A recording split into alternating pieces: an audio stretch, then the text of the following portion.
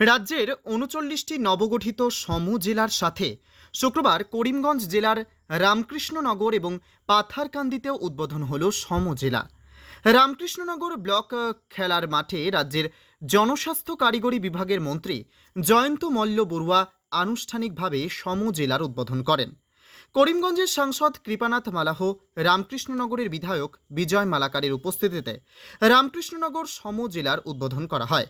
সমজেলা স্থাপনের ফলে রামকৃষ্ণনগর বিধানসভার জনগণকে সরকারি কাজকর্মের জন্য আর ৬০ থেকে ৬৫ কিলোমিটার দূরে করিমগঞ্জ জেলা সদরে যেতে হবে না। জমির রাজস্ব, উন্নয়নমূলক কাজকর্ম, প্রশাসনিক, ম্যাজিস্ট্রিয়াল, খাদ্য ও অসামরিক সরবরাহ, আবগারি, পঞ্চায়েত ও গ্রামোন্নয়ন সহ দুর্যোগ ব্যবস্থাপনার মতো নাগরিক সেবাগুলি পেতে সক্ষম হবেন। বর্তমানে এই সমজেলা কার্যালয়ের কাজকর্ম পর্যটন বিভাগের গেস্ট হাউসের কার্যালয় থেকে পরিচালিত হবে। অনুরূপভাবে পাথারকান্দিতে মন্ত্রী জয়ন্ত মল্ল বড়ুয়ার পূর্ত বিভাগীয় ডাক বাংলোর পাশে পাথারকান্দি সমজেলার উদ্বোধন করেন। উপস্থিত ছিলেন করিমগঞ্জের জেলা আয়ুক্ত প্রদীপ কুমার দ্বিবেদী, সমজেলা আয়ুক্ত মিনার্ভা দেবী আরামবাম, চক্র অধিকারিক বলিন বাবা বালারি সহ অন্যান্যরা।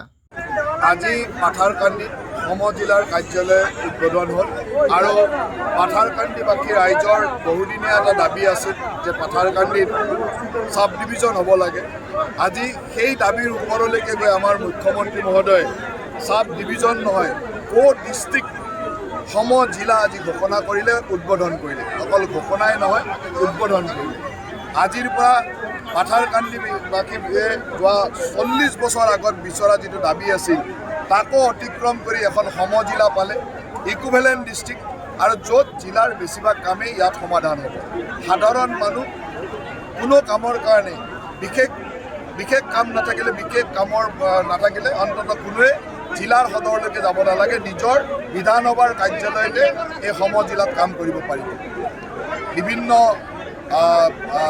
চাৰ্টিফিকেট লোৱাকে হওক, এনৰেগাৰ পৰা পঞ্চায়তৰ পৰা ব্লকলৈকে সকলো কাম, MLA ফাণ্ড, MP ফাণ্ডৰ পৰা সকলো ইয়াতে চলিব।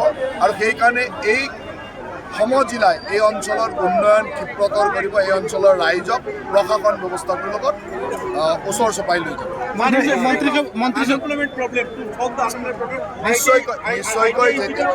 নিশ্চয়কৈ যেতিয়া এটা কাৰ্যালয় আহে তাৰ লগে লগে অন্যান্য ইক'চিষ্টেমটো আহি ডেভেলপমেণ্ট হওক সকলোতে সহায় কৰে।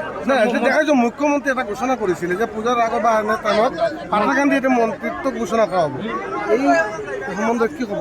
চাওক, আমাৰ চৰকাৰৰ মন্ত্ৰীসভাৰ সম্প্ৰসাৰণ ইত্যাদি মুখ্যমন্ত্ৰীৰ এখতিয়াৰৰ কথা। তথাপিতো আমি যিমান দূৰ জানো, মই ভাবোঁ যে অহা উপনিৰ্বাচনৰ পিছতে অসম মন্ত্ৰীসভাৰ যি সম্প্ৰসাৰণ সেইটো হয়তো হ'ব, আৰু মুখ্যমন্ত্ৰী মহোদয়ে এই ধৰণে বিভিন্ন সংবাদ মাধ্যমত কৈ ৰাখিছে। বিনোদিনী বাজাৰ থেকে আব্দুৰ ৰহমানেৰ প্ৰতিবেদন, গণ আওয়াজ।